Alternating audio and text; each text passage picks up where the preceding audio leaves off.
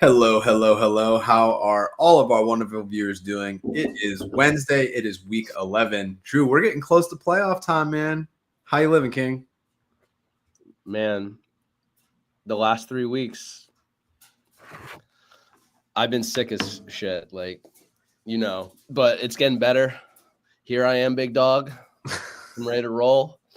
I'm feeling a lot better, honestly. Like, my cough is still hit and miss, but it's getting better. I'm not going to be like muting and hacking up a lung as much as I have been. So we good. Yeah. I like it. Cool, man. Well, that's good. So we're at week 11. A lot of people have trade deadline things to talk about this week. So if you got things that you want to ask, get into the chat, hit us with the comments. We'll get things going. Until then, as always, Drew, do the honors. I know you probably don't have the lab coat with you today, but throw it on there. Let us get some injury updates around the NFL. What do you got for me? My lab coat's actually right there. It's within arm's length. My cat's also within arm's length. She's gonna hop right over here. Honestly, this is actually a pretty nice night for injuries. Like, I don't have a lot to say. Just a couple things to highlight, but nothing really concerning. Maybe get my cat down quick. She don't want to. Dalton Kincaid suffered a knee injury. He's the only guy of this group that I feel like is going to miss some time, but it's not going to be significant time, fortunately. Like, I feel like every week we have one guy that's probably done for the year, but Dalton Kincaid with a knee injury is not much about what type of injury he has, but he didn't practice today. He tried to go back into the game and was unable to do so. Played 2 snaps and then had to leave. I'm not expecting him to play, so hopefully you have another option there. I mean, he's kind of been mid, honestly, like not up to the expectations that we had for him coming into 2024. But I actually kind of like this for Dawson Knox because they've kind of been splitting the role. I don't know the snap counts offhand, but like Dawson Knox has still been involved, and now he's going to be heading out there on his own from the tight end spot. So he might be someone that you could look at as a waiver, a fill-in. So let's see. I could tell you. So last week, Dawson Knox, he's been floating around like mid-50s, 60%. Kincaid has been around 60 to 80%, depending on game script. Full game on week 10, Dawson Knox sat at 70%. So, yeah, they've been using him quite a bit. Kincaid traditionally been seeing the field more, but without that, really the only other tight end they have that's seeing any time is Quentin Morris, which I wouldn't expect to see from like any. Yeah, he's not gonna take any targets away from Dawson Knox. So yeah, he's a guy you could fill in. I mean, there's some nice spicy matchups out there this week if you're going to stream. Like we talked about this pre-show. I was really looking at Jonnu Smith as an OnlyFantasy guy. I like his matchup this week. Yeah, that matchup's insane. Yeah. Vegas is giving up 14 points more per game on average to tight ends. Like that's the next closest is 9. Yeah, and he's available in way too many leagues because I know that the Dolphins have not been very good as an offense for fantasy outside of Devon Achane, but he's kind of been a steady Eddie guy. It's just a matter if he got into the end zone or not. I feel good about him this week and definitely someone that would start. Yeah. And then another tight end, Sam Laporta, suffered an AC joint sprain. Again, it's AC joint sprain, a broken collarbone. Fortunate enough for him, he got the AC joint sprain. He's day-to-day. It sounds like he'll probably play through it, though. So that's something that we could be really happy about. Najee suffered an ankle injury. We'll let his practice participation be our guide. Oh, my goodness, Mike Tomlin Jr. Wow. He'll be out there. I'm not really worried about it. He'll probably be limited in the early portions of the week, though.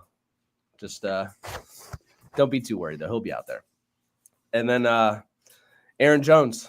He suffered a rib injury, but he's also expected to play. That's going to be a pain management thing.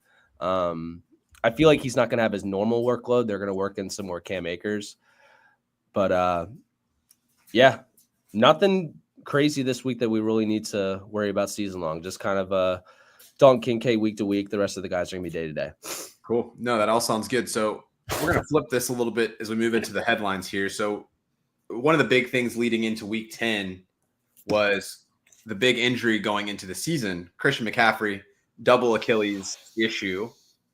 Immediately comes in, dominates the backfield. Drew, were you surprised by McCaffrey's utilization in his first game back from injury? And how do you feel about the situation in San Francisco moving forward?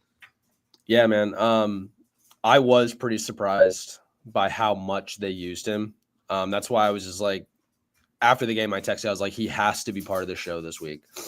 The dude dominated the snaps. 56. They gave Jordan Mason 3. Isaac Grendo got 3 as well. Yeah, 88% off the rip, like pretty crazy. Yeah. In my opinion, this is where they're at. They are struggling to get into the playoffs.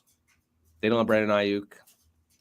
Deebo Samuel is Deebo Samuel. Ricky Pearsall stepping up. I think that they just know that they have to go for it. They can't really screw around. I thought what was it that he went to Germany to get his second opinion? That would have been like week 6. I thought it was like week 4, but either way, I was fully expecting week 10 from that point on. I just felt like right after the bye made sense. But I never thought that he would be taking this kind of workload. I just didn't. And I watched the game.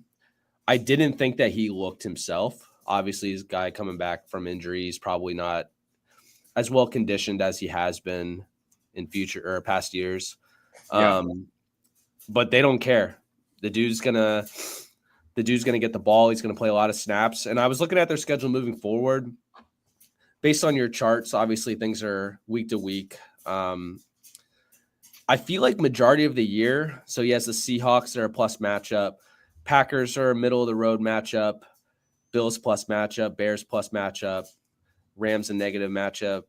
The Lions are a negative, and the Cardinals and Dolphins are basically middle plus. He has a great schedule because when it comes to Christian McCaffrey, a middling matchup is a good matchup because of the amount of targets that he's going to be getting week to week. Right. I feel really, really good about him moving forward just because of his usage. I'm very, very concerned for re-injury. But at this point in the season, CMC is going to be in your lineup. I'm going to look to acquire CMC in some leagues if that owner's out of it. Obviously, in Dynasty, you've already been shopping him because of his age. I've been shopping him since February. Yeah. So I think you'll be able to move him to a team. Yeah, I don't know. I think it's going to be too hard. Like if somebody held on to him for 10 weeks and now they have him back, it's going to take a lot, I feel like, to get him off of somebody now. Yeah, and if I'm that team, I would take the lot because the risk is there, and you probably don't have any room for error. Like if you have that's fair CMC, you're probably looking at like you're fighting to get in with one of the last spots in your playoff. Yeah, you're fighting. So like if you can get a lot for him, I would do it, knowing that there's risk there, and then a team that's well positioned for the playoffs and they want to try to put themselves over the top, they're willing to take that risk. That's how way I'm going to look at it. I have a few teams like my dynasty. That one dynasty team I have is 8-2. I would have probably looked at you to acquire them, but you've been sneaking back into the wild card hunt.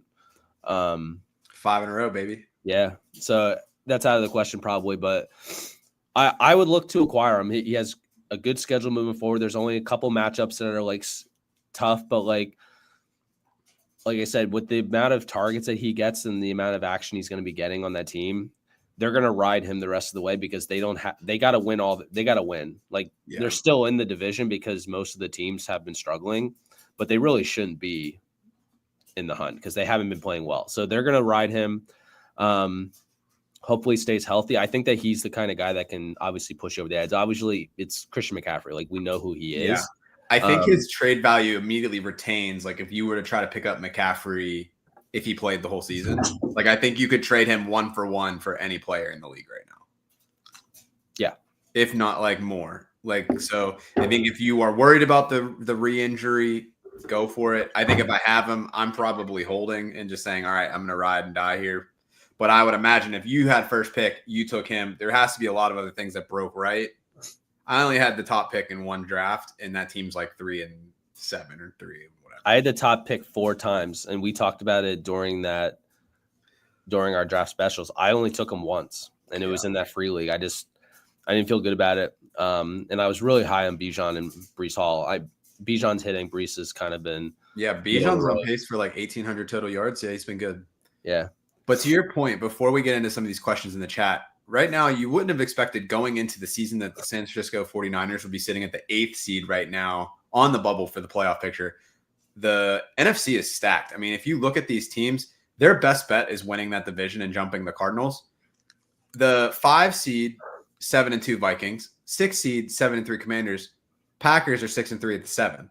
All the wild cards are coming out of between the NFC Eagles and North. Commanders, and then yeah, I actually feel like the Vikings are going to fade. Darnold's just not playing the way he was. I feel like the Packers a little bit. Yeah, Packers and Lions are going to hold 2 of those spots. The Vikings might linger into the last spot, but it's not going to come out of the West. I'd be surprised. Yeah, but just the fact that they have that 2-game buffer, you have to play your guys to get into that spot. Usually, I mean, San Francisco kind of a slow starting team anyway, and then they kind of figure it out. But yeah, they're not going to take that 1 seed or do anything like that. So they're going to have to run their guy. But yeah, for sure, good to see him back. Let's jump into the chat. First question we got here is with Jonathan. What's up, Jonathan? Need to start 1 wide receiver, 1 flex between Adams, JSN, Pearsall, Najee Harris, full point PPR, 1 point for first downs. Ooh-wee. All right, so looking at the matchups, despite the 1 point per first down, I think Najee is an easy rule out for me. Baltimore's a plus matchup on the ground. They're really porous in the passing game, and Najee Harris isn't really a receiving back. Jayden Warren's been doing pretty well and has been like a sneaky flex play the last few weeks. I see that continuing. So to me, it's down to these other 3 guys. Looking at the 2 matchups, I really like Pearsall's matchup this week. I think he has a really strong chance to have a good game. I'm going to talk more about him later. And then if DK Metcalf is back, that gives me a lot of question marks about JSN. Assuming this is Devontae Adams, I'm going to roll with Devontae. I know that he struggled a little bit, but the targets have been there.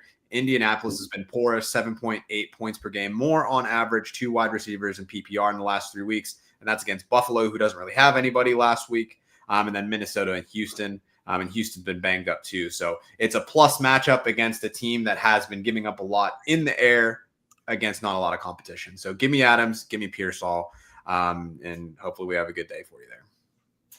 Yeah, I agree. I mean, Adams popped up with a illness and a wrist injury, but I'm not really worried about him. That's why I didn't bother even bring it up. But yeah, the Jets are just like, it's bad, man. Yeah. It's real bad.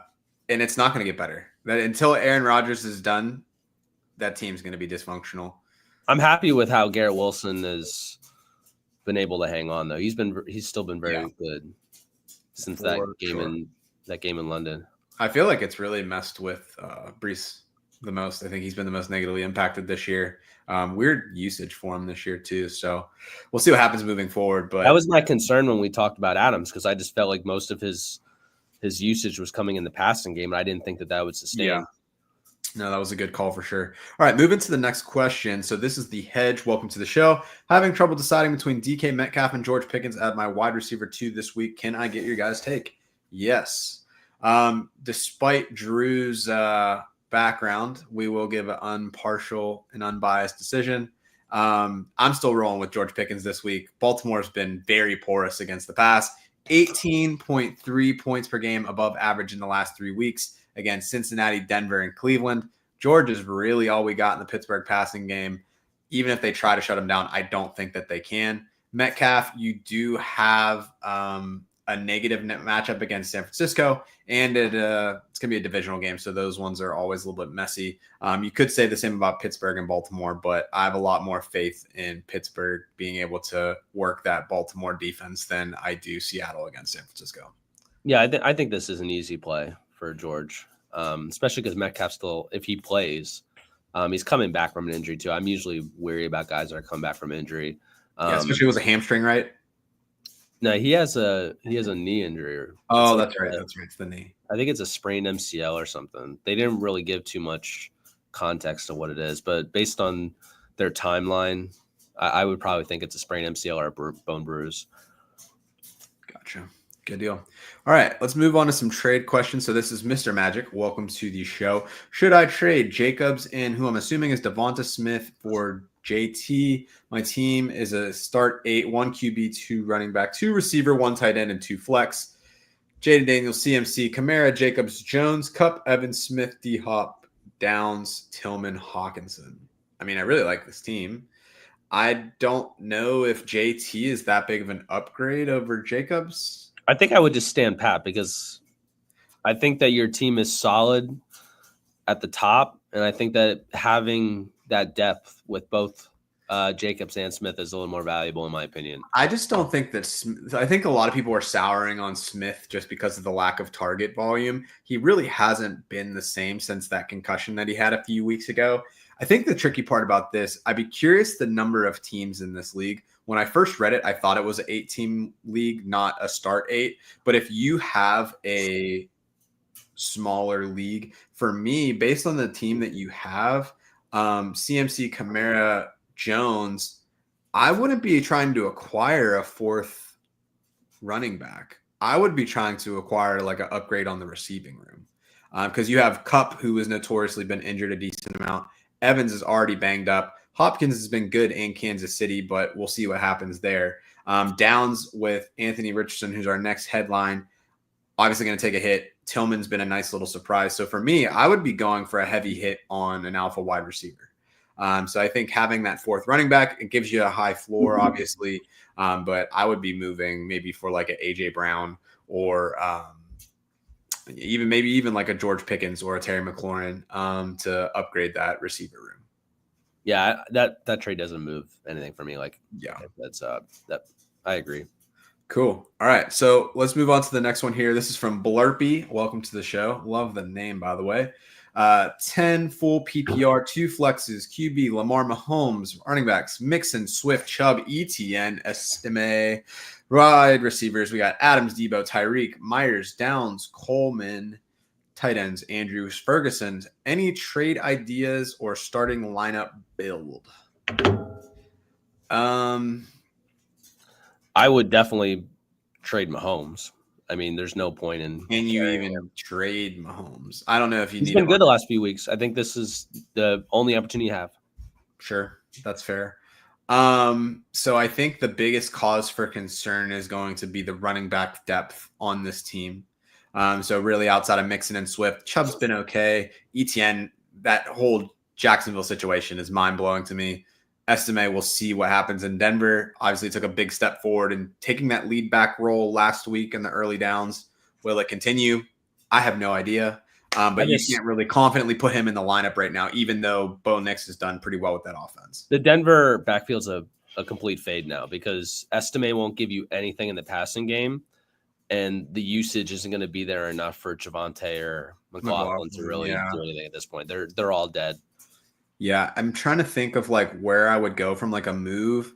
The hard part here is it's like Ferguson with the injury.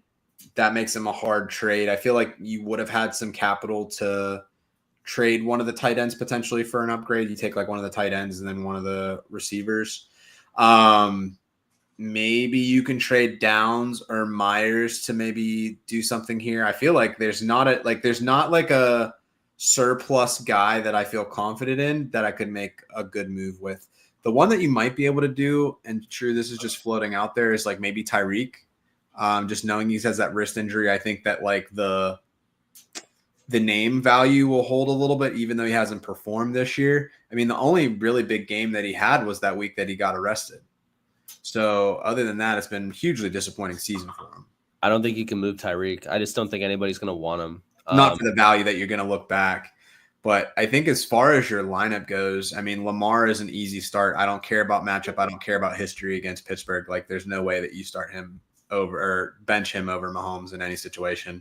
Mixon and Swift. Swift is unfortunate. Like, he had that hot stretch in the middle of the year. Chicago, we'll see what happens with this new offensive coordinator, but who's to say? But Chubb, ETN, Estime, I don't feel a lot of confidence there. So I would be leaning heavy on the wide receivers. Adams has the plus matchup this week. Debo, Arizona's actually been pretty locked down lately on the receiving room. Let me see here. So Arizona's on bye. Are you looking at the right? No, I'm not. I can't read. They're playing Seattle. So Seattle's another plus matchup. So Adams and Debo's an easy start to there. For your two flexes, I think you have to play Tyreek, just assuming that he can figure it out at some point.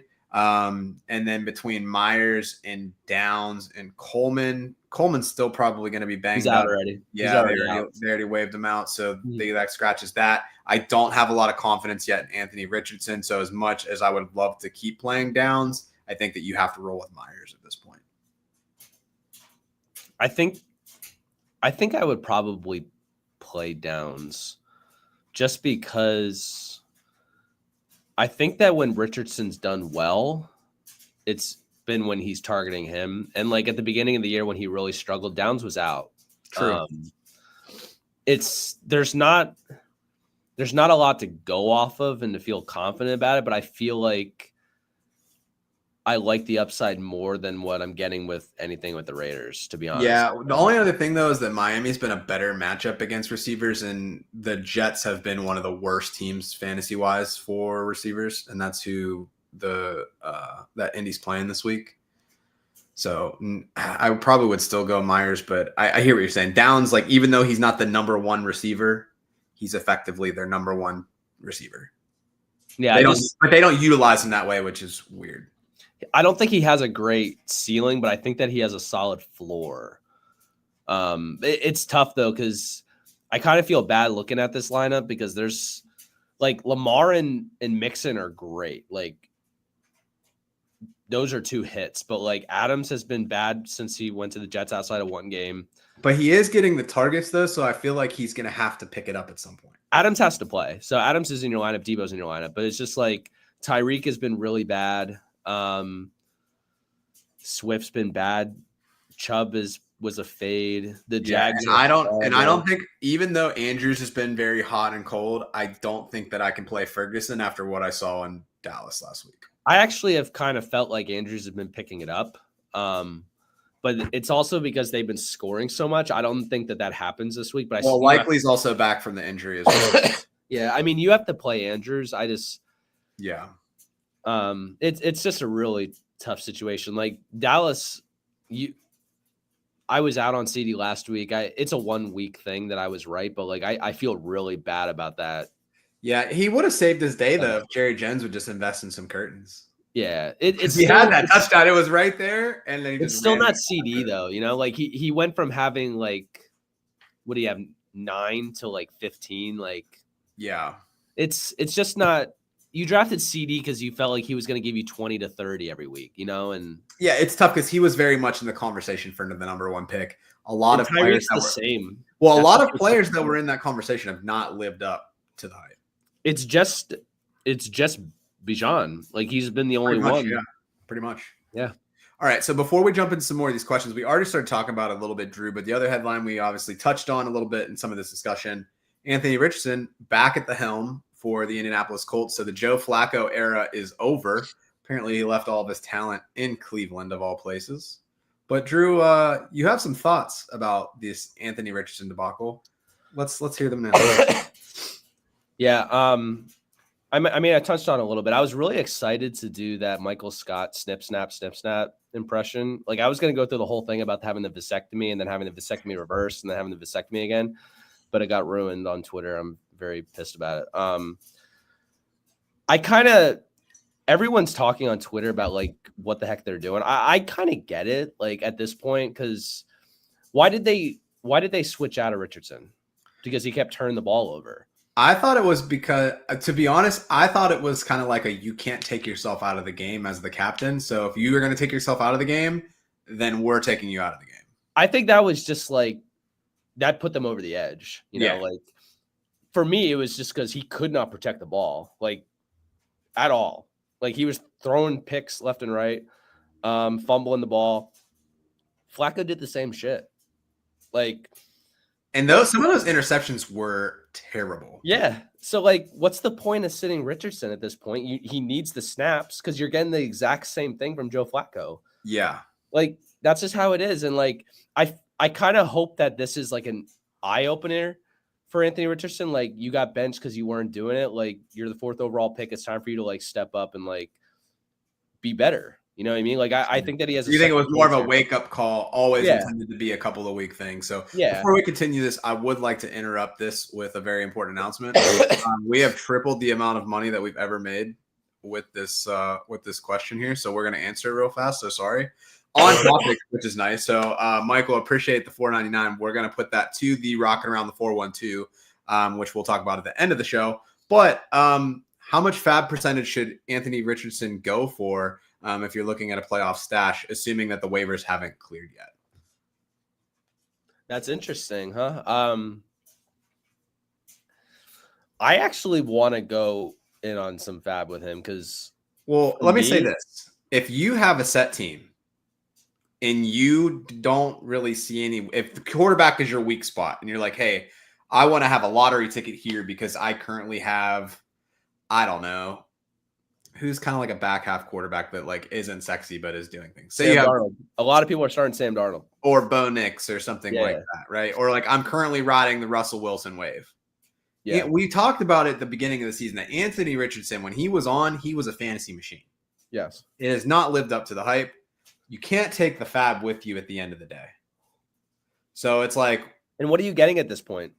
Unless somehow Trey Benson, unless Benson or Ray Davis or some of these guys are not sitting at the end of benches, like there's not a lot out there that's going to take you over the edge.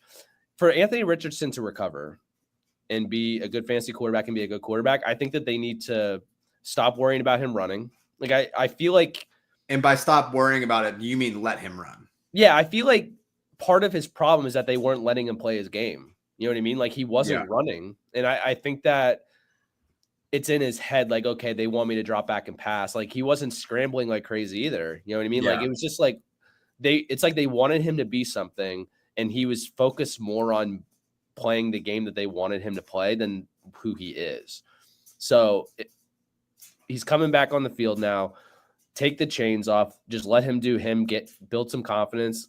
I think he's going to have to run more to do that. So like that is what is going to win you fantasy matchups and win you a fantasy championship if he does run. Cause like that's where he was putting up 30 last year. The beginning of the year, he ran a little bit. He had that long touchdown. So it's not that much, but last year, that's where he was successful, was running the ball. And that's what we were looking for coming into the season. Yeah. I think that for him to be successful, they're going to have to let him just play the game with who he is. Yeah. And I don't think that I would empty the clip. I always like to keep a couple dollars for the end of the season, just in case like a defense or something comes up. So I would say a couple of things. If you have, say, let's assume that there's $100, right? If you're looking at $100 and you have, say, like I would probably spend 25% of it. If I have less than that, empty the clip, go do it. I was thinking like 40%. So you could split the difference. Yeah. So maybe like 20-30%. The other thing that I would say that you can do is that look at the other teams. That's exactly what I was about to say. And see what they have. And then you only have to outbid them by a little bit, or like, your league enough that you can say, hey, this person may bid 5, 10, whatever. I've been very aggressive. It's super flex. Then wait. Super flex dynasty going to quarterbacks. I would unload the clip then. Unload here's what you do. Trade somebody that you don't care about for more fab, and then go and spend whatever you can. You need to figure out who has the most fab.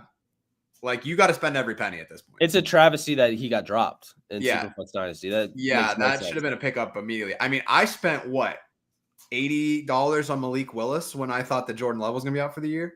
I'm still sending offers to acquire Anthony Richardson. But yeah, Dynasty Superflex, all of it. If you can make a trade for a player that you don't care about, get more fab. I'm all for that too. If your league does that kind of thing, 1,000 fab too that's a whatever wild you're into. It's but appreciate the money. We'll send that to the kids.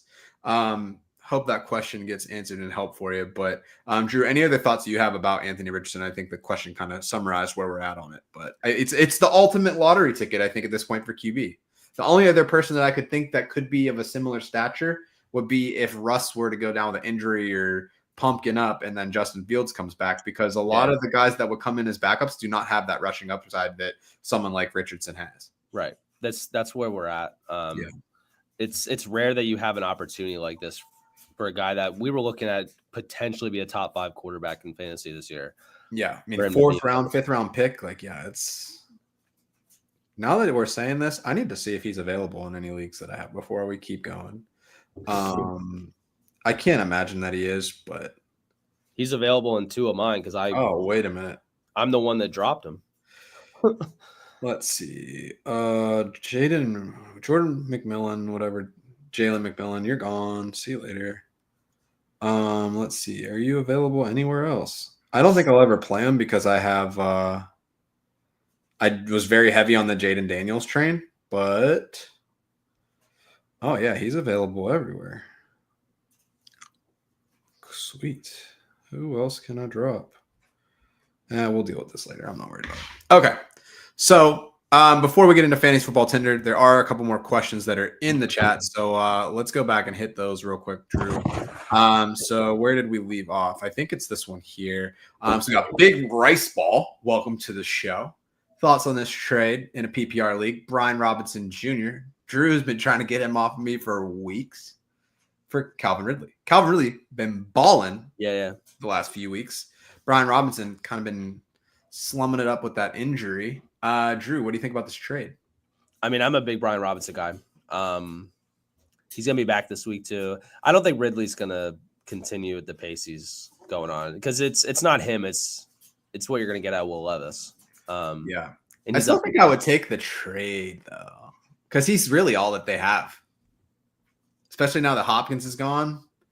I would want to be on the Ridley side of this trade. And I like to see what the rest of the roster looks like too, because that always matters. Yeah. So Big Rice Ball, if you could drop the roster in the chat, that'd be awesome.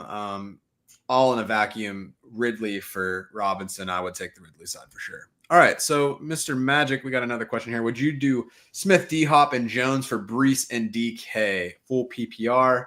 That's going to be a double thumbs up for me. Brees and DK, I think clear Jones, Smith, Hopkins pretty easily. So I'm all for that. Drew, any dissension in that? Who's Jones? Why am I blanking? Aaron Jones. Oh. I think I'm leaning the Brees and DK side. I'm still a little worried about Brees though. Yeah. But Aaron Jones, I feel like he obviously has the rib injury. He's going to be playing through that probably the rest of the season. And I don't think that he's really putting up crazy numbers either. I'd rather have the upside of Brees. And D-Hop's I would too. D-Hop's been okay since he got traded to the Chiefs. I just think they're really riding Travis Kelce now. So yeah. He's second fiddle. DK's the one. I'd probably take the Brees and DK side for sure. I gotcha. Sweet. Okay, so let's keep it going here. So there was a question if do you have any more confidence? We had mentioned for this question previously if the Jacksonville backfield's kind of a bit of a mess. So the running back situation was Mixon, Swift, Chubb, Etienne, Estime. With Bigsby being hurt, does that change how you feel about Etienne at all? I would say potentially over Swift, but not over any of the receivers. So here was the playing the Lions. I'm not touching that backfield against the Lions. So good deal. All right, so where are we at? Bad matchup. Plus, they'll probably get down early. Get down on it. All right, so here's one for you. Got offered Travis Kelce. I'd have to give up Kyle Pitts and Devonta Smith. Rest of the lineup is Jamar, Jennings, Hopkins, Sutton. Enough said. I agree. Sweet. All right, so we got Quincy in the chat. Hi, Gains Don. Doing good, King. Lawrenceville, what up? Lived in Carrick, Knoxville, Bonn area for a long time. So shout out to the Ville. Brian Robinson, James Cook. Who you got? Let's pull up the charts here. So if we're looking at Washington, Philly has been phenomenal on defense. Yeah, and I don't see a scenario. I know that Buffalo has the tough matchup against the Chiefs. The Chiefs have also been phenomenal against the run. But James Cook is going to give you more in the passing game than B-Rob is, though. So that's where the separator is. So I'd probably go with Cook. Both bad matchups, but at least you have the option of getting some passing utilization. Yeah. You know, it's crazy. It's been, 35 minutes now. We're finally getting to a Chad comment in the chat. So Chad, what's up, my guy? How you doing? Bo Nix, officially the most matchup-proof QB, high floor, low ceiling, carrying my Scott Fishbowl team. Love that. Yeah, I think Bo Nix has been more than advertised. I'm really impressed with everything. I thought Bo Nix was going to be Daniel Jones reincarnated. So I'm shocked that he's doing as well as he has. I thought he was Kenny Pickett, some guy that just was in college for 20 years. And maybe maybe if you take Daniel Jones and fuse him with Kenny Pickett, then you get everything that you need in the QB. But he's got to have the bigger hands, so that's probably what's in it for him. That was my dryer. If you heard that loud beat. I did hear that. Yes. All right. So I have Connor and Tracy on a bye. Would you trade McConkey and Pearsall for Javonte Williams and Leggett? Absolutely. No. Do not. Javante's done for the season, my guy. Leggett, forget. I'm into Leggett a little bit, but don't go anywhere near Javonte Williams. That's too much to give for. Yeah, for sure. I mean, you should be able to trade one of those. Yeah, there's no way. I'd rather just take the L if you absolutely need it. I do like the idea of I have Adams, D-Hop, Lamb, Debo trading those because you're never those two will never see the field ever. So I like trading those guys. Honestly, I would trade CeeDee Lamb out of this group and go get yourself a real running back. You might even take Tyrone Tracy or James Conner. Package them with one of these guys and go get a good running back. Yeah, I kind of like that's not the trade that you want to do. I like the idea of the trade, but that's not the one that you want. All right.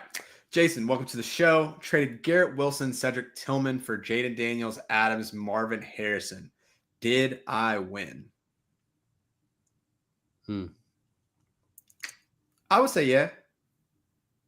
I feel like the if you didn't have Jaden Daniels, I'd feel worse about it.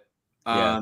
You're probably not going to love what happens this week with Jaden Daniels because Philly has been pretty stout. Granted, Philly has had pretty great matchups playing Dallas with Cooper Rush, Jacksonville, but they also look pretty good against Cincinnati too. So their defense has kind of just come on a little bit. But I think Jaden Daniels is going to ball out because he didn't play well last week. Possible, yeah. So I love getting Daniels. To me, Adams and Garrett Wilson, more or less a wash. Cedric Tillman has been playing well, but I think Marv coming out of the bye, I think he's going to do really good. So I do like this trade a lot. Yeah, I like the deal with Daniels, but if you didn't get Daniels, I would have felt pretty bad about it. I'm actually really into Cedric Tillman. Rest away. Yeah.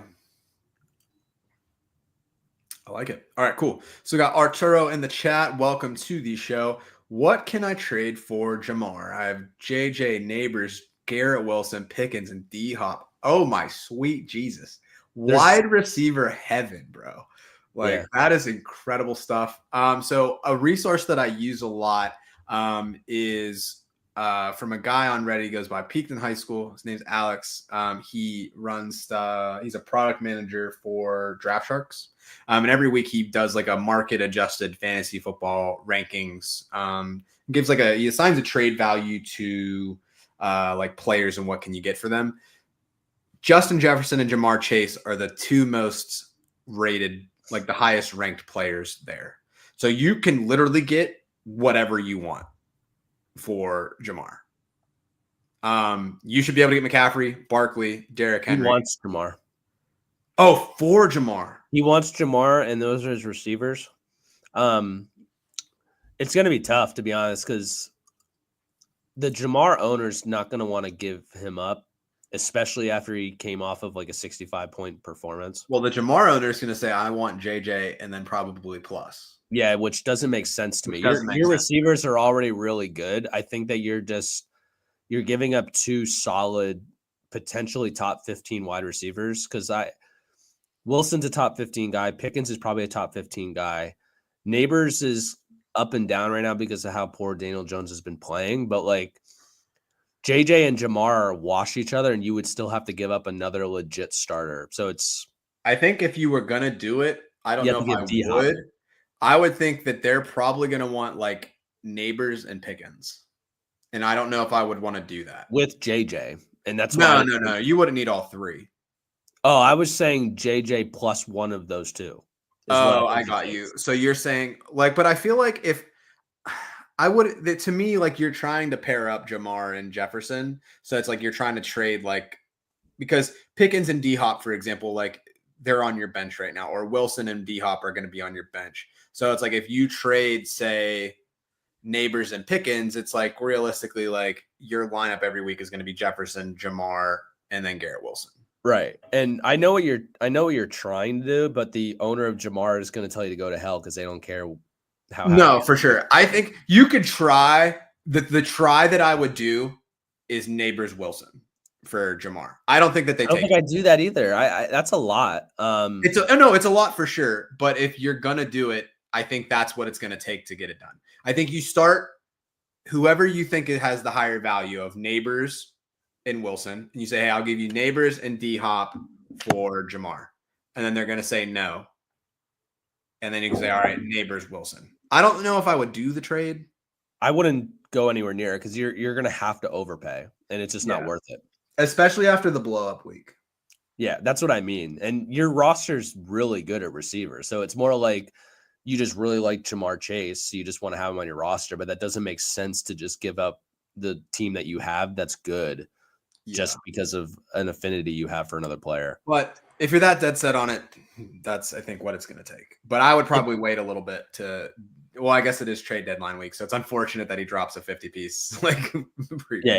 It's if you like Jamar as like he's your favorite receiver, then it's JJ and D-Hop for me if you really want to do it. But like you can't do JJ with one of the middle three, and two of the middle three is too much, in my opinion, because he's not going to put up that every week. It's just I mean, like, I could probably talk myself in. So with the way that the Giants are, and some loser in our dynasty leagues already picked up Drew Lock. I honestly picked him up just to try to trade him. I don't freaking want his ass. I'll take I picked him up for someone to be desperate, and they'll just send me a third next year, and I'll be like, okay. I would be okay doing Neighbors and Wilson Jamar.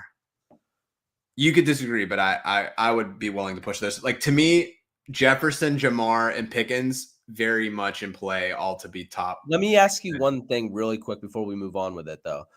On a normal week, not last week, what do you think Jamar's putting up? I mean, Jamar was number 2 going into last week. I think he was number 1 going into last week already. But I'm just saying, like, realistically, you're getting 15 to 25. I was going to say 18.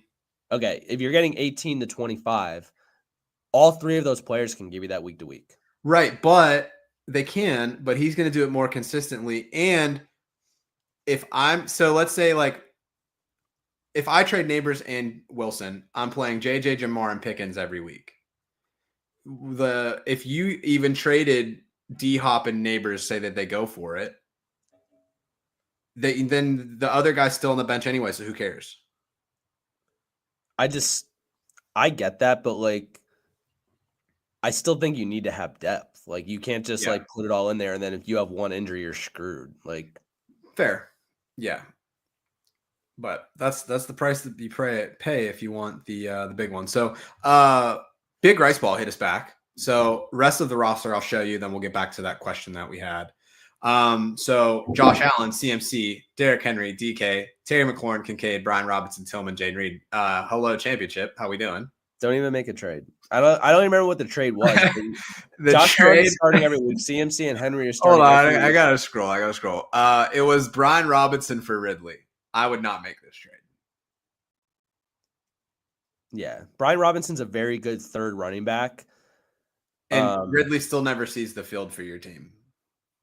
Yeah, there's no way you're playing him over DK and Terry McLaurin or Jaden Reed. And I like Cedric Tillman just as much as I like Ridley. Yeah. There was a follow-up question down here somewhere. Is there anybody that you would target to improve the wide receiver room? I think for me, who are you going to move? I mean, I think to me, I'm less worried about the receivers. I would want to get an upgrade at tight end. Well, you have to. Kincaid's probably going to miss some time. Yeah, so that would be my bigger point of concern. I think your wide receivers are fine. So I wouldn't sweat that one too much. Okay, just making sure I haven't missed anything. Cool. All right. So let's see here. We talked about this trade here already. So follow up to that. Also traded Pollard and TJ Hawkinson, who I never started because I have Kittle for CD. Did I win or no? Win. Yeah, that's a win. Also, yeah, you're wheeling and dealing. I love it. You might have to take over a couple of my teams and GM for a little bit because I always get so scared when I trade that it's just I I just get feel bad about it. Yeah, but no, that's a good move. I like that a lot, especially because Hawkinson you're never going to play, so it doesn't matter what happens with him. You weren't going to use him. All right, Drew, we got a start sit from Tyler Sperry. Welcome back. Good to see you again, my friend. Josh Downs, Tank Dell, Jerry Judy.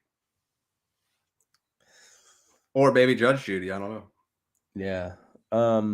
So let's take a peek at the matchups this week. I don't feel crazy about any of the receivers in Cleveland. They have a slightly plus matchup with the New Orleans Saints. Tank Dell, it seems all indications are saying that Nico Collins is going to be back. He was ready last week, but they're just playing it safe. So you have that there. And then Downs, to me, I can't do Downs this week. I think Dell's probably the play if I had to pick one. Yeah, I'm the Downs guy. But I think in this scenario, I'm gonna go with Tank Dell. And the reason why is I think that the Texans are just better when Nico's out there, and I'm not really worried about him being the top target getter. I think that Nico makes Tank Dell better, honestly, because like they just really haven't looked good without Nico Collins. So he's the Stephon Diggs role, and I'm happy with what you can get with him as the Stephon Diggs role. Yeah, personally.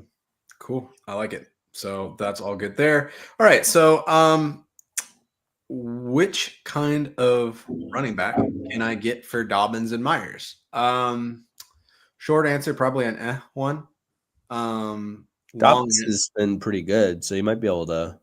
I just don't know how much Myers is going to move the needle. I think that people are going to be a little bit afraid of the 60-40 split that immediately came back once Gus Edwards came back. But here, so looking at Myers, maybe you could get, if you did Myers and Dobbins, I would look at guys maybe like Chase Brown, Aaron Jones. I don't think you can get Chase Brown coming off that big game he had to. People are thinking that he has league winner upside. Yeah, I just think that's kind of like the tier of player. Like if you're gonna do, say, like Montgomery, Najee, Tony Pollard, like I feel like you don't need to give up both for those. What about Isaiah Pacheco? If you can wait 2 weeks for him, that's a good call. I don't hate that. Because they said he's probably not going to play this week. He's probably going to miss the next 2. Yeah, but getting. But you're thinking more strictly playoff. So I think the only way that I would do that is if I have 7 wins already. Yeah. But yeah, that wouldn't be bad. But yeah, I would say like the Chase Brown, Aaron Jones, maybe somebody's getting crazy and they'll take Josh Jacobs for it. Don't think it'll happen, but it's like my mom always said, "Oh, worst they can say is no." All right. So, man, Drew, are you ready? Let's talk about kickers. Chris Boswell. What kicker would you take? Chris Boswell. For McPherson. Chris Boswell probably on the wire. He was kicker 1 before the bye. Let's see. My friend Linda is like a kicker guru. I want to see what her rankings are looking like this week. Let's see. Oh, she's in on My Fantasy Life. Nice. I don't know if they've posted yet. All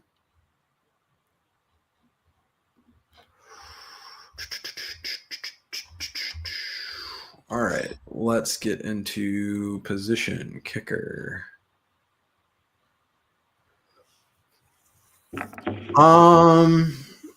Yeah, I don't hate that matchup. Boswell, I think, is like a tier 2. I think the only thing that you worry about is like in that divisional game, Steelers Ravens. It always comes down to a one score. Tends to be like low 20s kind of scoring. So like, is that going to hold? Um, I think Bates is probably already picked up. Fairbarn's probably already picked up. Will Lutz has been like a sneaky top 5 kicker all season. McPherson wouldn't even have been on my radar as kickers like to keep.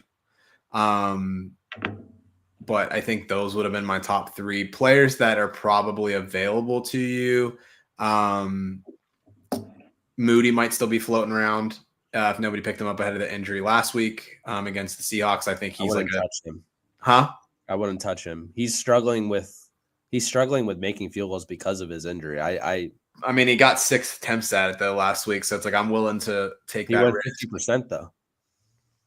I'd like Boswell because the Steelers Ravens games typically are dogfights where the Steelers end up kicking a crap ton of field goals. It's just who they are. And Boswell's going to get you if they just get over the 40, they're going to kick it. If they don't, push the ball further down the field and get into the end zone. I could see this. I could see Boswell having 3 attempts this week. Yeah. The other name that I'm going to throw out there is maybe rostered, maybe not. Jason Sanders from Miami. I think they blow out the Raiders. So he's the highest projected kicker this week. I just love. Yeah, that would be another one that I'd run with too. Sweet. Gotta love them kickers, baby. All right. So we got one more question, then we'll get into our fantasy football Tinder. In a Superflex Dynasty, I traded Brian Thomas Jr., Chase Brown, and Deontay Johnson for Achane, Pollard, Pearsall.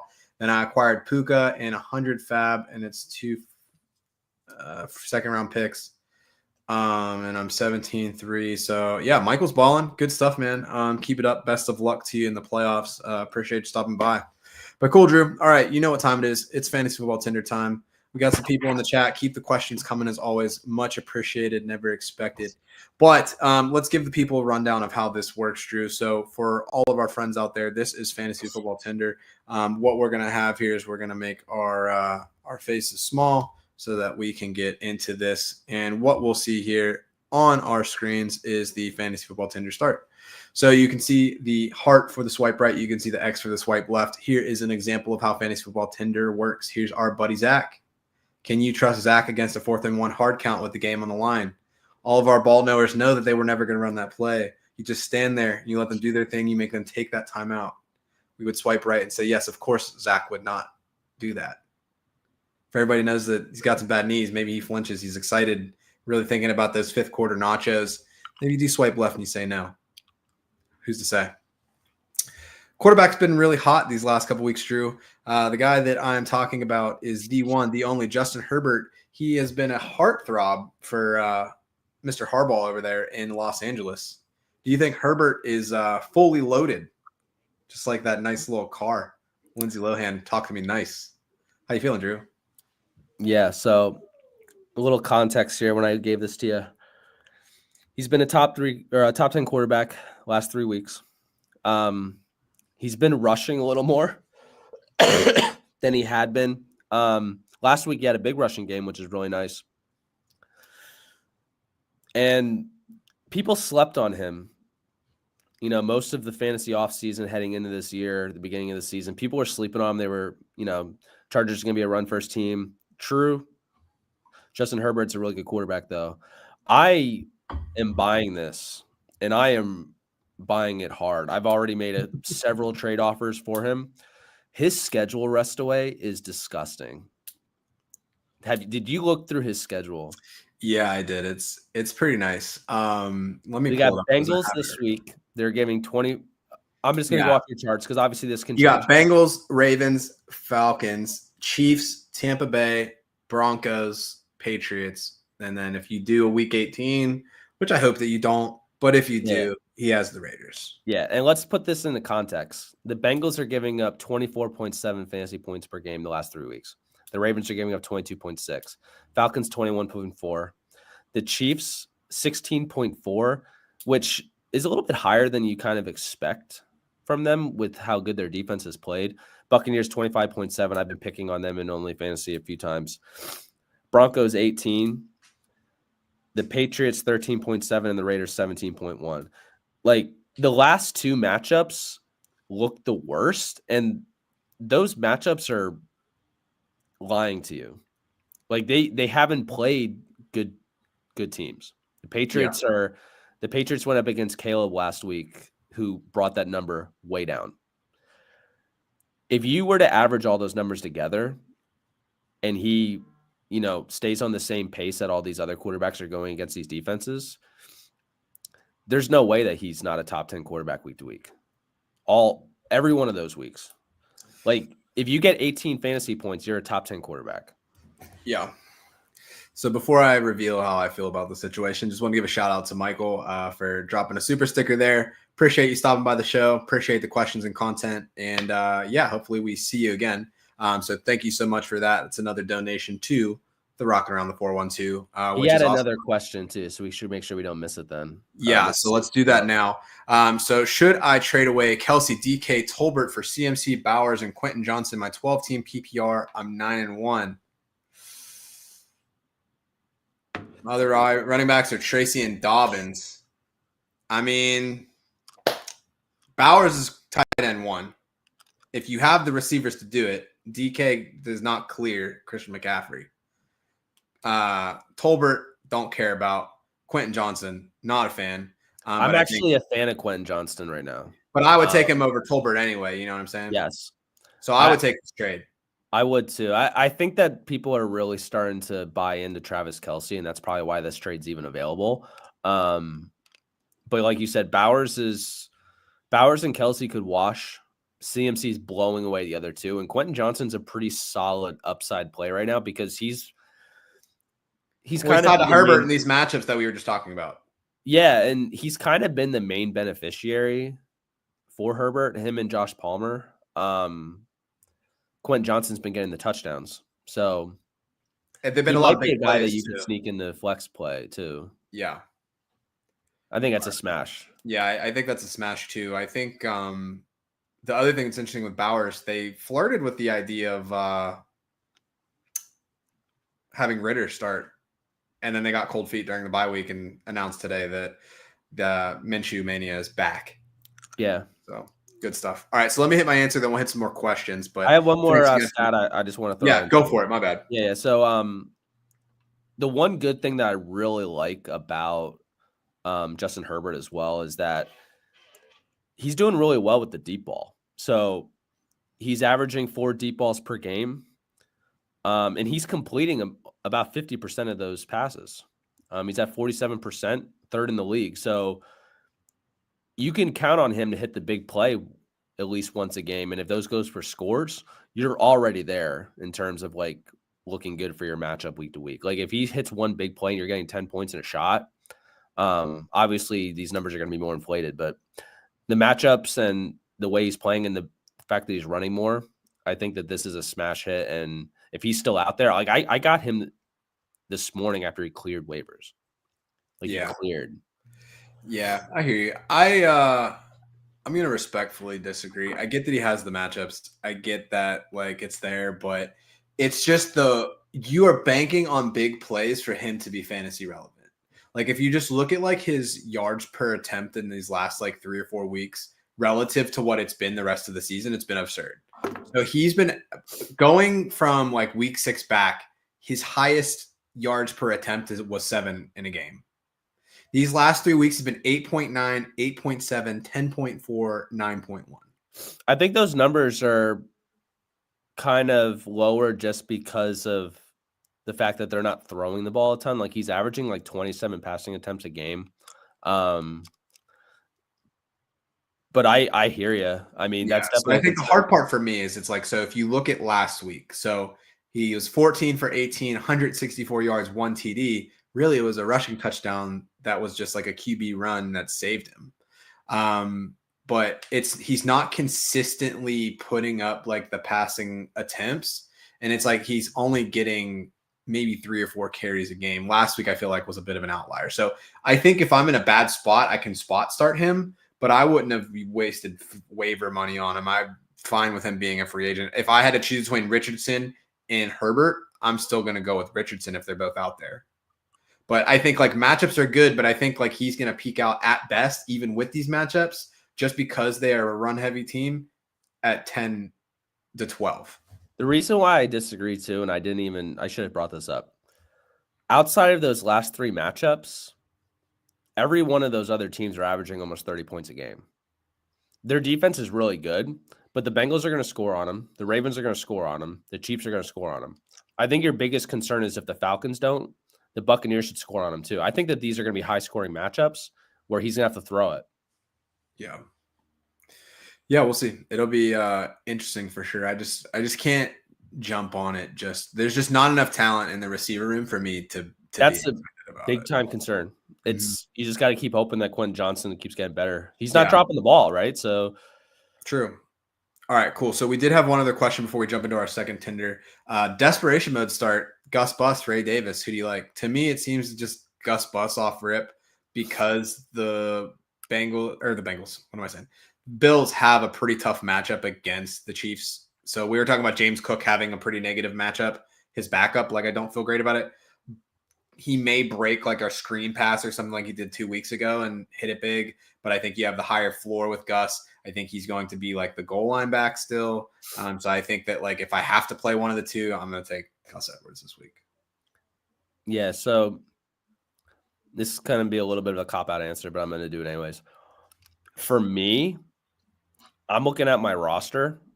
If you have a roster with a solid floor, I think I would start Ray Davis because I think that he has boom potential in this matchup because I think that this is going to be a high-scoring game. I think that this could easily be like a 35-33 Bills-Chiefs, 4 o'clock, just duking it out type of matchup. And I think that if that happens, like you're looking at a guy that could end up with 2 points or 20. Like that's where I'm looking at this. So if you have a solid floor and you have guys that are going to put up points, but you want to have the boom potential, I think I would start Ray Davis because I think you know what Gus is. I think you're looking at 10 points and he has to get in the end zone to get to the 10 points. Right. Yeah, no, for sure. If you just I don't like that. I don't like that approach. Like if he's going to be a flex play for you, like you want to take that chance. It's just he could end up with. Yeah, I think Gus, you're realistically going to get 4 to 10. Right. Ray, so if you need that 10, play Gus. But if you think that you can compete, or if you think you need that boom, I would go Ray Davis. Yeah. So Chad said Allen, McLaurin, Flowers, Pop Douglas, Aaron Jones, Pitts, Vele, and then whoever. It's a tough bye week thing. Yeah, I mean, yeah, I think Allen can get you. You can count on 20. I think if you're within 5 of the projected score of the other player, I will play Gus Edwards. But if it's going to be a blowout looking anyway, then I would take the swing on Ray Davis. And I kind of feel like you're looking at a blowout there. I feel like you need the boom. And no offense, but like if you have to Healy is going to be one of your options, I feel like you're and Pop Douglas, like he put both of them in there. I feel like you need a boom. No, I hear you. All right, so Frankie Williams, welcome to the show. Would you sell Tyree for Mike Evans full PPR? That's a no for me. If you can wait for him, I would do it. Honestly, because my prediction was that he'd come back week 12, right? So that's next week. It's one more week. I think Mike Evans is going to give you more rest away than Tyreek Hill. I think that it shouldn't be that expensive. I would want something else. You're trading a player that was top 3 pick for a player that's hurt right now, 1 for 1. But he's like wide receiver 30 something. Yeah, but you can easily attribute that to Tua being hurt. But you can't, though, because the last 2 weeks he hasn't been good. He was saved last week by a 1-yard touchdown. That's fine. But it's to me, like, I feel like even if it's something marginal, it's like there should be something else in the Evans side coming back, in my opinion. You can try, but I don't know what you're going to get for Tyreek Hill. I feel the same way about CD. I think CD's a lot. You can get more, but Tyreek Hill is a lost cause at this point. Like the Dolphins it's Devon Achane and that's it. Yeah. All right, so similar question. What tier of wide receivers would you sell Tyrone Tracy for? I feel like Tyrone Tracy, he's been getting a lot of work. It's crazy how quickly he took over that backfield, right? I mean, it was like hey, this is a Singletary backfield. They signed with a 3-year extension. They drafted this wide receiver. Like, where did this come from? Singletary gets hurt. Tracy's been all over the place, even with that fumble at the end of the game. The only reason that they were even in that game last week was because of Tyron Tracy. So for me, it's like, I think the value and like the perception of his value because he plays for the Giants, like you're not going to get the value that he should command. You just literally picked words right out of my brain. I was reading it.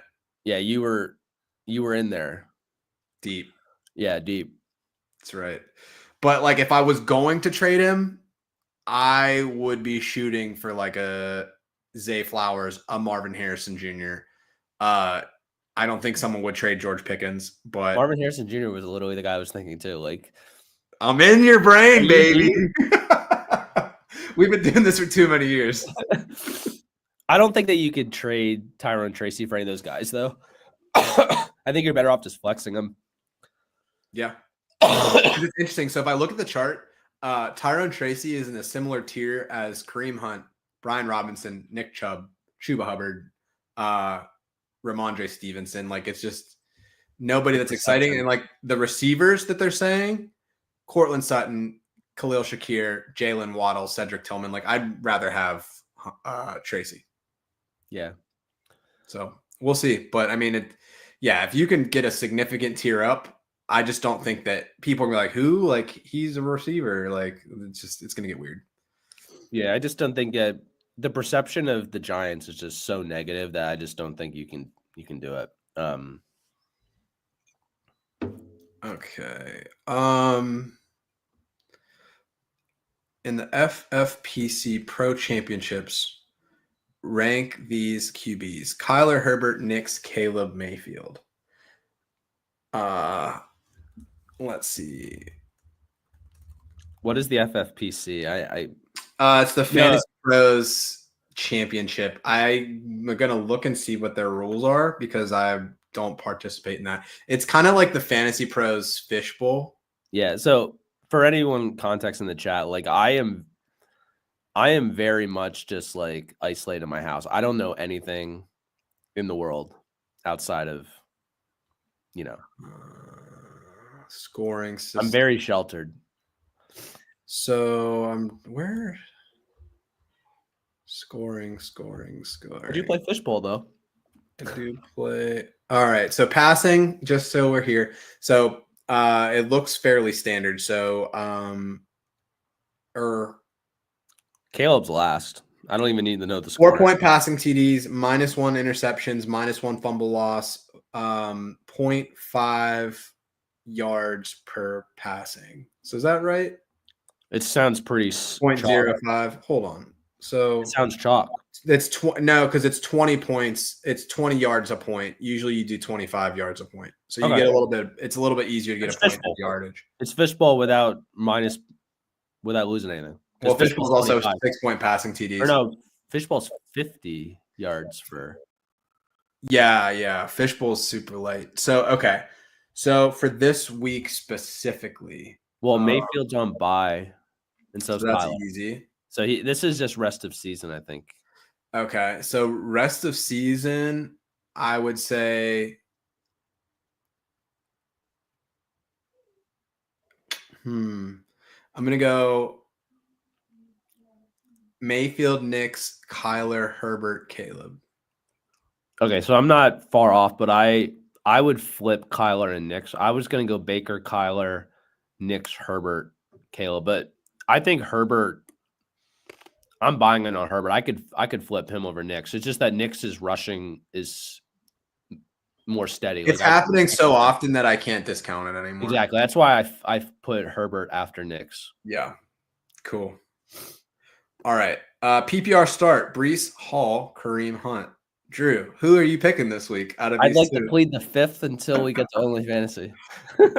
Drew and I would both agree Kareem Hunt, and we'll give you reasons why at some point here in the future. Already an hour over the show. You guys had a lot of great questions today, so we'll keep it rolling. My Lawrenceville King, Quincy Jones. PPR for Drake London or Deebo Samuel.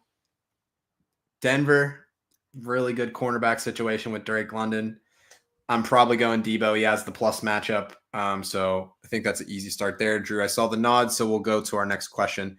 Would you trade Josh Downs and Waddle for George Pickens? Get off the show. Immediately go hit the accept button for that. Would. Yeah, that's a super like in the Tinder world. I don't really know what that does because I wasn't good at Tinder, but we'll see. Drew, any thoughts on like a best waiver wire pickup right now? Maybe somebody that you're stashing. Let me see who's trending right now on. Did you see my tweet this about 4 hours ago? Nah, probably not. I was working. It was me picking up Marquez Valdez-Scantling. Oh, you know what? I did see that one. You're right. Yeah. And you didn't even like it. This is bullshit. I'm sorry that I don't think I'm out of your brain. I'm out of your brain now. I want to touch on that really quick. Marquez Valdez-Scantling historically cannot catch a football, needs stickum. But he looked different last week, and I don't understand what it is. I actually went and picked him up in every league because I felt like he looked more confident. I felt like he looked better, and there is absolutely no one catching the ball in New Orleans. I actually think that he's worth a waiver wire ad. I don't know if there's many guys available that you could really jump on at this point. I do have one other name for you. Adnan Mitchell. I'm surprised he's still available, though. Well, I don't think so because he hasn't really done a lot, especially with all of the receiver options. But with Pittman out, he's really taken over the flex role. Let me just look at his. I'm pretty sure he's fairly low owned. But that would be my pick. He went 4 catches on 6 yards, but the snap share dramatically increased. He was on the field the most for sure. Yeah. So that would be those two I think are solid ones for sure. All right. He's only rostered in 8% of leagues, so that's 100% a smash ad. Yeah. There you go. Cool. All right. Drew. Najee, Ramondre, or the BWC, the Big White Conk. Who is the Big White Conk? Is it McConkey? Is it Tyler Conklin playing running back now? I don't. There's a lot of questions. Chad, this is probably a low point for you on the show. And I just went over the fact that I am sheltered. You cannot use nicknames. He said lad. It's Laddie the Batty Daddy. Okay. Don't ever refer to him as small. Don't refer to him as the Big White Conk ever again. I am ashamed for you. All right. Let's see here. Ramondre, Najee, or McConkey. McConkey, I like the plus matchup there for Cincinnati. I don't like the Baltimore matchup for Najee. Ramondre. Bad for Ramondre as well. So we're going with the BWC. I think Chad asked this question just so that we had to talk about the BWC. I can see. He's talking about like what people call him in fantasy. Like I'm telling you, dude, I am sheltered. Like you have no idea how often I need to text Joe and ask him what something means. It's a lot. Oh, excuse me. Tyler Conklin is the Conk Daddy. Yeah. Interesting. When I saw conch, I just literally thought of like a conch shell, and that's not obviously right. That's where my brain went. I don't know stuff.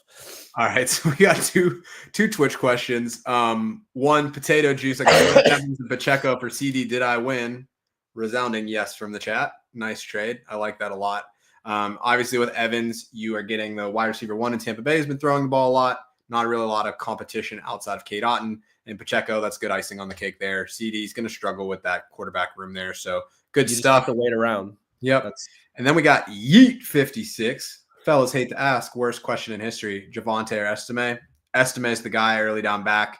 Javonte may get some receiving work, but I don't see it. Javonte had 2 touches last week, I think. Yeah.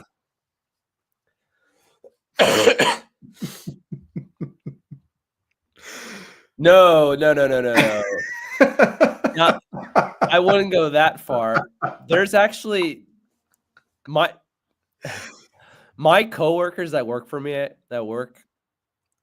They tell me that for some reason I have this riz that whenever I talk to girls, they think I'm flirting all the time when I'm just talking. So like I do know what riz is because they bust my ass about that. Drew's got the Riz. I love That's it. what they say. Speaking of people that have the Riz, Trey Benson, second running back off of the board in the previous draft, has in the last 2 weeks he's been getting some more tread in the ground game for Arizona. Is Trey in play for you, Drew, rest of the season? I don't think that he has the Riz. He doesn't No have- Riz. No. That's tough. You brought this question up just because you were seeing people online that were kind of really going There's off. a lot of people that are like, oh, like now Arizona's going to be the 60-40 split. Like, Yeah. what's going to happen there? Yeah. Yeah, this is simple. They were up 24-6 at halftime. Like, they're not going to run James Conner into the ground. Nothing's changed on that regard. He's still someone that you want to have at the end of your bench because if something does happen to James Conner, he's going to be a top 15 back in those games where Conner doesn't play. But there's no changing of the guard here. There's no Audric Estime changing of the guard. Like, he's still the same guy. I mean, people are like, oh, he increased his snap count. He was between 8 and like 16 basically all season.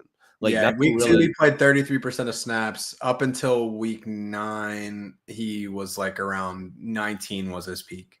Yeah, so nothing's really changed. Everyone's kind of blowing it out of proportion because they saw 10 carries in the box score, but it's perfectly explainable. They were up 24-6.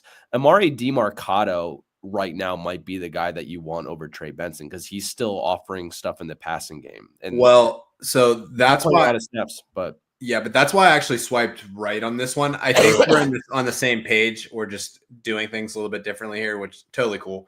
But I think why I like Benson is I think he finally overtook DiMarcado as running back 2. I think DiMarcado for a good chunk of the year was operating. I mean, week 6, he saw 50% of snaps. he's not playing, though. You're not starting him. No. I'm talking about DiMarcado. Right, but I'm talking about Benson. Like, But Benson, no, he's not a start. But to me, he becomes a premier handcuff.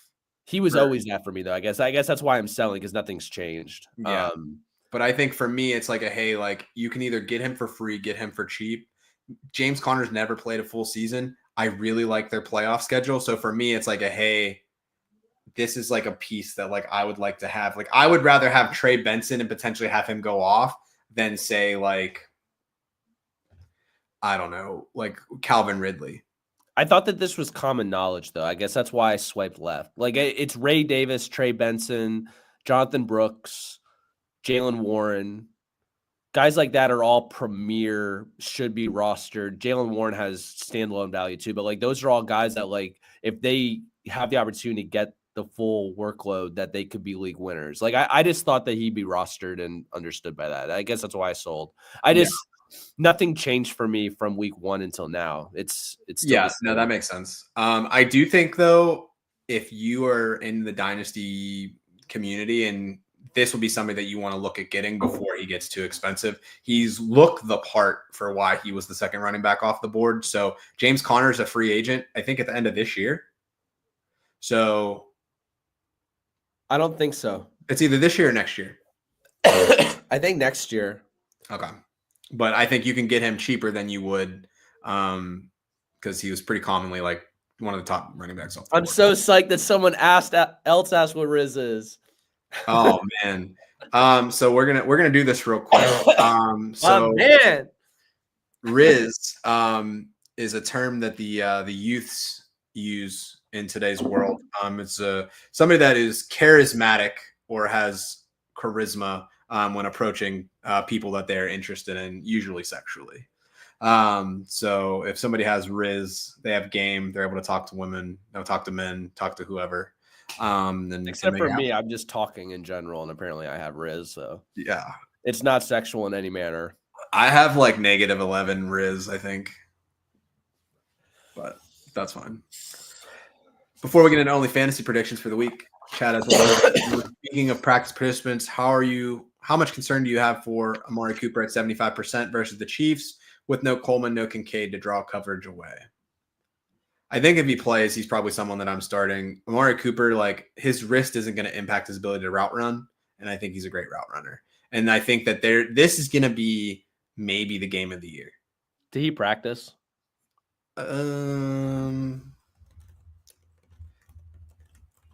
Let's see. I'm gonna let's see. News. Set limited practice on Wednesday's walkthrough. I'm just not really feeling good about him from a health standpoint. I don't know. I feel like it's gonna be more Khalil Shakir, and Yeah. Okay. We got Nino in the chat. Welcome back. Would you trade Chase Brown for James Cook and Addison? That's gonna be a no from. I would say no. I don't think Addison does anything for me. I wouldn't even roster Addison, but I mean, James Cook 1 for Brown. You'd prefer Brown to James Cook? That's what I'm thinking about right now. I think I prefer James Cook. That's why I thought Addison was it didn't matter for me. Yeah, let me think about this. I wouldn't even want Addison. Like, that would just be annoying. Like, I wouldn't even want to have him included on and associated with like my championship run. Like, he doesn't deserve it to me. But I would prefer to have James Cook. Yeah, I think you have to take James Cook there. Let me see. What's their ROS? Do you know what their schedule is like? Let me see. I'm gonna flip over. The only thing though with James Cook is that they're gonna clinch really early. So they have Kansas City, they have the bye, San Francisco, the Rams, they have Detroit, New England, Jets, New England. That's a tough schedule, dude. The thing with the Bengals are going to be clawing the rest of the way. James Cook, I think, as the season goes on, is going to start to lose work to Ray Davis because of the fact that they're probably going to clinch by the end of the month. Like, they're going to have December is just going to be like going through the motions. Yeah. So looking at Chase Brown, they've got Steelers, Cowboys, Titans, Browns, Broncos, Steelers. Those aren't very good either. Except for the Dallas game is really the only one. And the Steelers give up a little bit on the run, but I feel like it's a dogfight of a divisional game. I would take the pedigree of James Cook, I think. Yeah. Yeah, and he said that he doesn't have wide receiver depth. So Addison's a throwaway. I'd roll with it. He said he also could do Chase Brown for James Conner for the easier playoff schedule, but I worry about that backfield. I would much rather do James Conner. Agreed. So, yeah. James Conner's matchup proof, honestly. Like, the dude just gets it done. Yeah. And then one last one before we just keep blowing Michael's mind because we're going to get into OnlyFantasy. How do you know you're swiping the right way? Well, if you're married, you should always be swiping left. So that's going to be the red X. If not, a swipe. I'm not going to let Sarah have a screenshot of this image. Yeah, I'm cooked. But swipe right is going to be kind of like a yes. All right, Drew, let's get into the OnlyFantasies for the week. So if you haven't been with us before, let's transition a little bit here. How do I get rid of comments? Let's act like we know what we're doing here. Okay, so this is the OnlyFantasy portion of the show. Every week we subscribe to one player and one player only that we think is going to have a really big week in the fantasy football world. So before we can get into the picks that we have from this week, we're going to look at our picks from the previous. So, Drew, let's take a look at how we did in week 10. You had Brock Purdy, 25, 36, 353 yards, 2 TDs, 4 rushing attempts, 17 yards, QB5. Give it the big check. Feeling good about it. You said off the air, you felt like Brock Purdy actually could have did a little bit more. Yeah, I thought he left a lot on the field. They didn't execute on their opponent's end and kicked way too many field goals. Or at least they tried. Yeah, 6 attempts is brutal. I really felt like he had QB1, QB3 upside. He wasn't going to pass Lamar or Burrow after that monster Thursday night game, but I felt like he left something out there that QB5 is still really good, but I feel like that it should have been better than that. Yeah. But I went with Theo Johnson. Really liked the tight end matchup last week. I forgot Daniel Jones is still his quarterback. So 4 receptions, 37 yards, 6 targets. Tight end 19, not really a great showing. feel like I've had egg on my face a lot lately, so went with the egg pan emoji. So Drew, you get one name only to rule them all. Who do you got for your Only Fantasy Week 11? So kind of spoiled it a little earlier with one of the questions. I'm going with Kareem Hunt this week. And I kind of fought this a little bit talking to you through the last couple of days because I feel like it wasn't really bold. Yeah, Drew will only subscribe to like niche only fantasies. Like he doesn't like anything on the front page. I don't want to sometimes I feel like it's not going to do anybody any good if I tell him to start a guy that's being started like week to week because he's been a top 10 player at their position multiple weeks, but he's not started in nearly enough leagues. I checked Sleeper this morning. He was only being started in 82% of leagues. In this scenario, he needs to be started in 100% of leagues. It's probably because he was a waiver wire ad and you probably have other running backs that you drafted higher that you feel better about. But he's playing too good. Like over the last, he was RB5 week 5, and that's when he really like came back. He's only had one finish that wasn't inside the top 15 over that stretch, and that was week 8 where he was RB23, and that's still pretty solid as a flex option. The main thing is that he's getting a ton of rub. So he had at least 20 carries in 4 of 6 games. So you know that he's getting all the touches. He's scoring a lot of touchdowns too. I thought it was interesting though too. He only has one game where he scored at least 20 points. So that's another reason why I was like, okay, I'll pick him as my only fantasy because I do think that he's going to be scoring at least 20 points this week. And the reason why, he's facing the 11th highest stacked boxes and he's still being successful. His efficiency's down, but he's still putting up a lot of points because of the opportunity. He's facing the Bills, who have been porous against the run. So if you look at Joe's chart, they're giving up 29.7 fantasy points over the last 3 weeks. And if you look at season long, they're 31st in the league against the run. Jonathan Taylor put up 114 yards on him. Devon Achane has cooked him in both meetings that he's had against them. And overall, they've given up 6 top 10 finishes. It's really 5, but there was like a weird game where the Seahawks were getting absolutely pounded by them. So it was kind of like a combination of Kenneth Walker and Zach Charbonnet because they took Kenneth Walker out. So I counted that as one. Yeah, I counted that as one.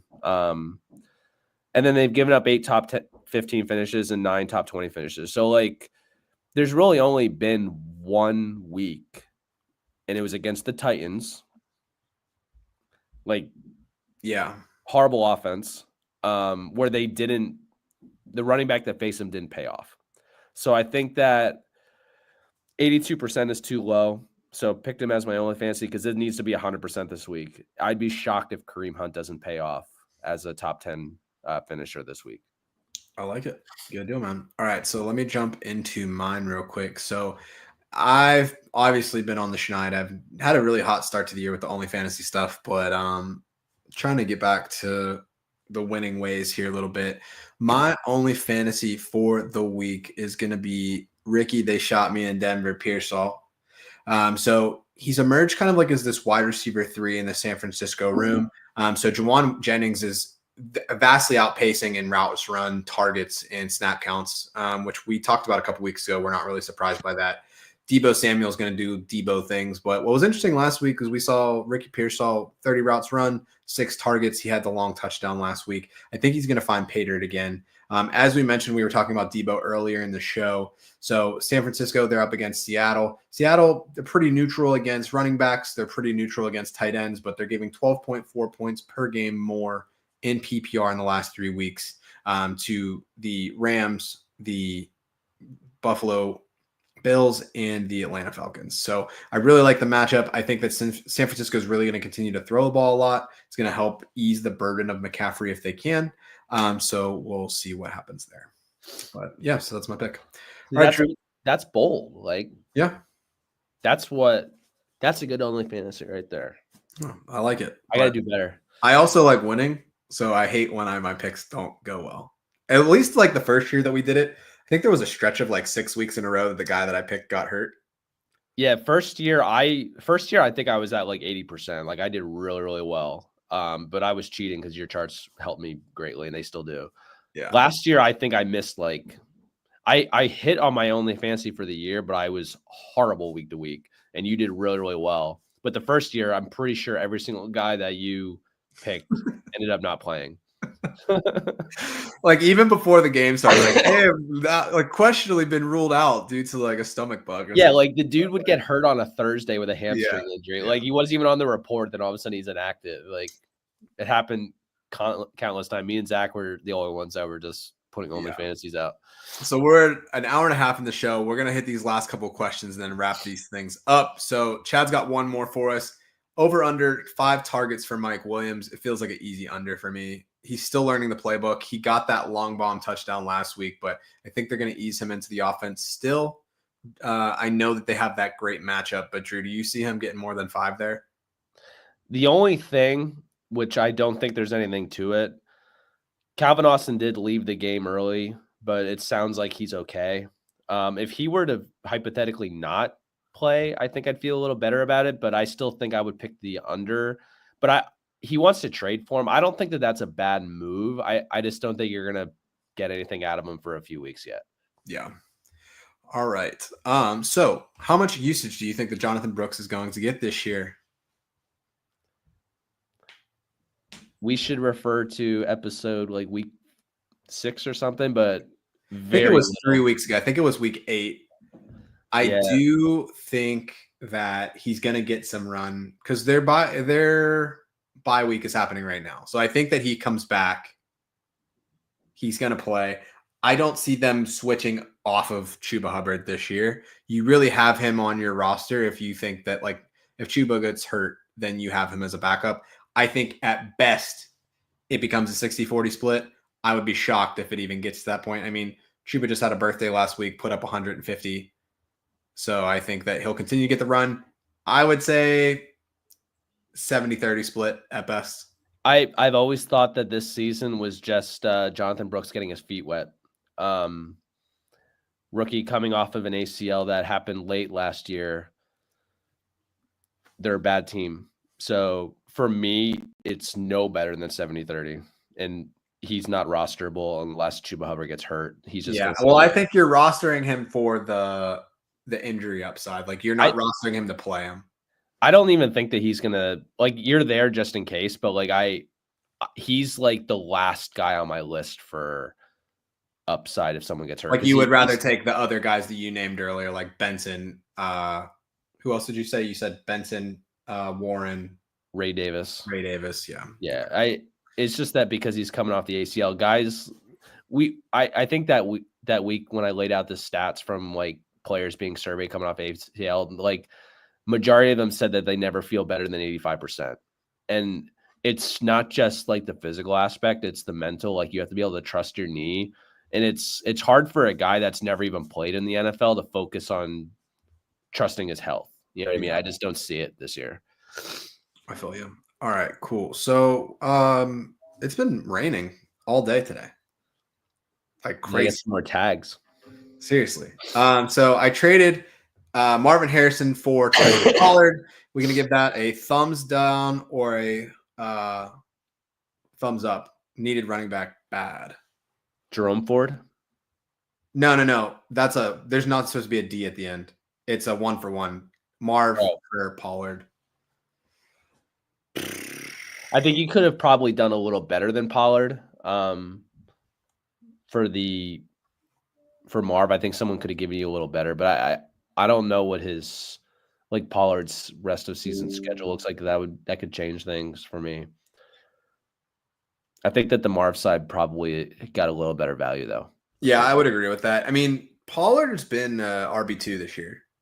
So it's not like if you were to go based off of like preseason ranks and be like, holy crap, like you traded Marv for Tony Pollard. Ho, ho, ho. Yeah. But like for what they're actually like, Marv's name value, Pollard's name value, and like production are very opposite of each other. So I think it's a fine trade. I think they might have, you might have been able to squeeze a little bit more out, but you're basically going based off of availability. And if that's what you got, then that's what you got to do. And then it's Tillman, Wilson, and it says Zay was the other receiver. So I don't know if it's the trade that you want to make, but when you're in a tough situation, you got to do what you got to do. Yeah. I think that if I were to trade Marv, though, I'd be looking at a guy like – trying to think here. So Marv, I mean, to me, the Marv Chase Brown thing, or like the Marv James Conner. I'm like a Kenneth Walker kind of vibe. I think Kevin Walker's gonna be too high on that chart. I think it's gonna be too high. I mean, you can always try, but I don't think people will go for it. So what do you think happens with Hunt whenever Pacheco returns? Yeah, I think that I brought this up a couple weeks ago because we had a Tinder for Kareem Hunt. I think that when Pacheco returns, that it's going to be a full committee, and I don't think either of them are going to be startable. I'll be honest with you, because the Chiefs are 9-0. They have Super Bowl aspirations. They're not going to run Pacheco into the ground, and Kareem Hunt's been playing too well, but neither of them is going to get enough. I feel like it's going to be like Kareem Hunt's getting like 10 to 12 carries. Isaiah Pacheco is getting about the same. I think that Pacheco probably gets a little bit more. Right. So I would say Hunt would not be flex worthy. Pacheco will have to. I think it'll ultimately come down to who gets the goal line work. Yeah, I think that both are going to be touchdown dependent. Yeah, flexes, and I think I'd rather just not deal with that. I'm trying to acquire Pacheco in a lot of dynasty leagues, but he's coming off a pretty significant injury. Honestly, like it's broke his leg like Greg Jennings. Yeah, it's going to be the team on my back though. But they need to give him work. That way he's ready for the playoffs. So it's going to be a split right down the middle, in my opinion. And Samaje Perine probably still going to get passing down work. So, Drew, I'm going to put you on the spot here. Are you going to be at the Fantasy Football Expo next year or what? So you can hang out with me and Michael. Have a good time. Probably not. That's tough. It's really just because I have a 11-month-old boy. But we can bring the kids. We can bring them both. They can hang out. They can do their first drafts. Yeah, he's actually up there screaming right now, and I can hear Zayna trying to like calm him down. All right, let's knock out these last couple of questions. But Mike, appreciate you being around, man. Good to have you today. All right, so we got Cam the Ham. Excellent name. Pick 2, London, Adams, Pickens, Tillman. London has a tough matchup this week. Tillman, let me see what Cleveland. I actually kind of like Tillman and Pickens. Yeah, I would say London is the no for me. Adams, Pickens, Tillman's like who I would be deciding on. Pickens is the easy yes. I would probably lean Adams over Tillman just because of pedigree. Jameis Winston revenge game. Maybe. Yeah, Adams is probably who you should start, but I said Tillman because I'm actually in a situation similar to this, and I am starting Tillman in some leagues. So I'm going to put my money where my mouth is, and that's who I'm starting personally. Yeah. Good deal. Going back to that question from Trill, he said that he has Ken Walker already, so can't trade for somebody I just got. All right, we got Austin in the chat. Austin had that sick team from a couple weeks ago, if you remember. It was like just super unreal. Would you rather have Swift or Rachaad White rest of the season? Swift is the easy pick for me. I don't like anything that's happening in Tampa Bay. They had that outbreak from your boy, and they haven't played him ever since. So have fun picking him up off of waivers. But I know Chicago as a whole has struggled as an offense, but I just like Swift's role a lot better in it. Rachaad White's been very good, though. It's just that it's all in the passing game. And that's what I thought was going to happen originally when both those guys went down. I like Rachaad White rest of the season. I actually think Rachaad White and Bucky Irving, I prefer both of them to Swift rest of the season. Ooh, which is bold. I like it. Well, Austin, pick your favorite person, and then you can decide what advice that you want to take. But it's okay. Pick Joe because, like I said, I'm sheltered. I'm not even going to know that you picked him. All right, Drew, let's tell them where we can find us. So if you are looking to see us, if you have any questions throughout the week, we're going to hide Austin here real quick. But you can find us on Twitter. Our personal handles are right there if you're watching, right underneath our name. So at JOEFRK, at Drew Hannes on X. If you want to look for the channel, Twitter handle, whatever you want to call it, at AT412FF Show. You can find us on YouTube and Twitch at Around the 412. I've also navigated over to the Blue Skies as well. So, Drew, maybe we'll see you there at some point. No bots. It's been super nice. It's the Twitter for apparently people that are mad that Trump won the election or something. I don't know. But it's apparently the founders of Twitter made another Twitter. And so they call it Blue Sky, da-da-da-da-da. I actually knew that existed. And we talked about it earlier about how I was going to switch for a certain reason. But I actually don't. I'm not as sheltered as it sounds. I'm just kidding around. Like I'm going to see a band on Friday. Actually, I'm going to Philadelphia to see a concert, and you're not even going to know the band. I bet. Do you know who Tokyo Police Club is? I do know Tokyo Police Club. Respect me. Also, Michael said he has a babysitter for you, so you have to come to the expo now. My wife wouldn't allow it. She is super picky about who watches our son. It's crazy, but I get it out there. But all right, Drew. So that's going to wrap up another week for us. Do you have any closing thoughts before we close the show? I don't. Maybe next week I won't have my cough. We can hope, we can dream. But if we can't make that come true, something that we can make come true is just making Christmas, the holiday season, better for kids in the 412 area. All the money that we got from today, we're donating to Rockin' Around the 412. It's year 7 of that. We got some info from Zach last week. At the end of last week, we already have 50 tags that have been committed to for the Salvation Army tree. The goal for the year was 30, so let's keep it going. Shout out to everybody that's contributed and helped out with that. If you do have questions about how to get involved with that, in the YouTube description of the show, you can see the link for the GoFundMe for that. And then also on all of our personal pages, stuff like that, we post pretty regularly on it. If you do contribute via that or sponsor a child through the Salvation Army Angel Tree, there's a lot of different prizes stuff that you can win too. So super awesome stuff. Let's make sure that we don't have, looks like we got one buzzer beater question that we'll do it just because we can. Was offered Swift for Mixon, couldn't help but laugh internally. I want to counter. Would a trade of Mixon and CD for Terry and Pickens and Swift make more sense? Terry and Pickens is pretty sick. I like them better than Mixon and CD, but it depends. Like if Mixon is going to be a starting running back for you, then I probably don't take the deal and I take the little bump of CD. There's really a big fall off of running backs beyond like the top 20. And Mixon is like a top 8 running back right now. So like you really need to have the depth. Like putting Swift in a starting position over Mixon does not make sense to me.